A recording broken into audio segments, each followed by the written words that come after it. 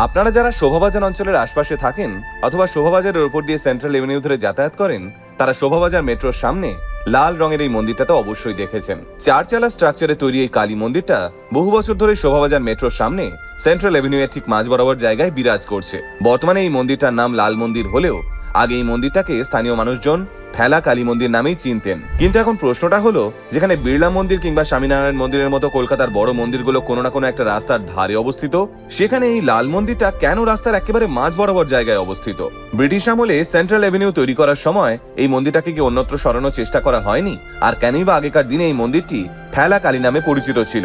চলুন তাহলে আজকের ভিডিওতে জেনে নেওয়া যাক শোভাবাজার মোড়ে অবস্থিত এই ফেলা কালী মন্দির ওরফে লাল মন্দিরের অজানা ইতিহাসটাই। এই কালী মন্দিরের ইতিহাসটা শুরু হয় মোটামুটি 1890 সাল নাগাদ। আজ যেখানে বাগবাজার টেলিফোন এক্সচেঞ্জ রয়েছে, সেই জায়গার কাছাকাছি আগে একটা বিশাল বড় পুকুর ছিল। স্থানীয়রা এই পুকুরটার নাম দিয়েছিল রানীর পুকুর। সেই পুকুরটা পরিষ্কার করার সময় একদিন হঠাৎ এই পুকুর থেকে উদ্ধার হয় একটা ছোট্ট কালী মূর্তি। আকারে আয়তনে অন্যান্য কালী মূর্তির থেকে অনেকটাই ছোট আকারের ছিল এই মূর্তিটা। এই পুকুরটা একসময় ছিল শোভাবাজার রাজবাড়ির এস্টেটের মধ্যে। সেই কারণেই ডুবুরিরা এই কালী মূর্তিকে নিয়ে সরাসরি চলে যান রাজা নরেন্দ্র কৃষ্ণ দেবের কাছে।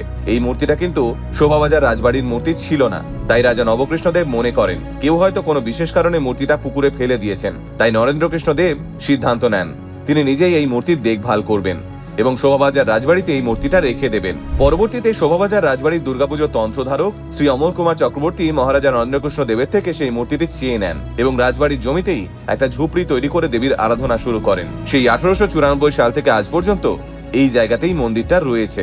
আর যেহেতু এই মূর্তিটা একসময় পুকুরে ফেলে দেওয়া হয়েছিল, সেই থেকেই এই দেবীর নাম হয়ে যায় ফেলা কালী। প্রথম সবকিছু ঠিকঠাকই ছিল, কিন্তু ক্যালকাটা ইমপ্রুভমেন্ট ট্রাস্ট উত্তর এবং মধ্য কলকাতাকে একটা রাস্তা দিয়ে যুক্ত করার পরিকল্পনা নিলে শুরু হয় সমস্যা।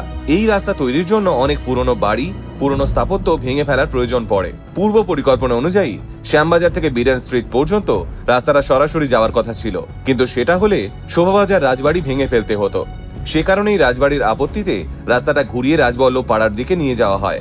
এরপর 1942 সালে যখন রাস্তার কাজ মন্দিরটার সামনাসামনি জায়গায় পৌঁছয়, তখন সিআইটি কর্তৃপক্ষ দেখে যদি এই মন্দিরটা না সরানো হয় তাহলে রাস্তার কাজ এখানেই থেমে যাবে। দ্বিতীয় বিশ্বযুদ্ধের সময় সেনা চলাচলের জন্য এই রাস্তাটা তৈরি করা ব্রিটিশদের কাছে অত্যন্ত জরুরি ছিল। সে কারণেই সিআইটি কর্তৃপক্ষ সিদ্ধান্ত নেয় এই ছোট মন্দিরটা ভেঙে ফেলা হবে। কিন্তু এখানেই শুরু হয় সমস্যা। মন্দিরটা ভাঙার জন্য যখনই শ্রমিকরা গাঁইতির কোপ মারেন, তখনই এক ভয়াবহ দুর্ঘটনা ঘটে। মন্দিরের ওপর গাঁইতির কোপ পড়ার সঙ্গে সঙ্গেই বিদ্যুৎ স্পৃষ্ট হয়ে মারা যান সেই শ্রমিক। সিআইটির ইঞ্জিনিয়াররা বলেছিলেন হয়তো নিচে থাকা কোনো হাই টেনশন তারে আঘাত লেগে এই শ্রমিকের মৃত্যু হয়েছিল। কিন্তু শ্রমিকরা এই তত্ত্ব মানতে চায়নি। তাদের বদ্ধমূল ধারণা হয়ে যায় এই দেবীর মন্দির যে ভাঙতে যাবে তারই মৃত্যু হবে। ফলে ভয়ে আতঙ্কে শ্রমিকরা কাজ করা বন্ধ করে দেন। অবশেষে কোনো উপায় না দেখে ব্রিটিশ ইঞ্জিনিয়াররা মন্দিরের দুপাশ দিয়ে রাস্তা বের করার সিদ্ধান্ত নেন। শ্রমিকদের দাবি মেনে নিয়ে সিআইটি কর্তৃপক্ষ নিজেই মন্দিরটাকে বর্তমানের পাকাপোক্ত রূপ দেয়। রাস্তার মাঝখানে থাকায় দ্রুতগতির গাড়ি যাতে দূর থেকে মন্দিরটা দেখতে পায় এবং দুর্ঘটনা না ঘটে, তার জন্য সাবধানতা হিসেবে পুরো মন্দিরটাকেই লাল রঙে রাঙিয়ে দেওয়া হয়। সেই থেকেই এই মন্দিরটা সকলের কাছে লাল মন্দির হিসেবে পরিচিতি পেতে শুরু করে, যা আজও বহাল তবিয়তে শোভাবাজারের শোভা বাড়াচ্ছে। শোভাবাজারের লাল মন্দিরের ইতিহাসটা জেনে আপনাদের কেমন লাগলো কমেন্ট করে অবশ্যই জানাবেন আমাদের।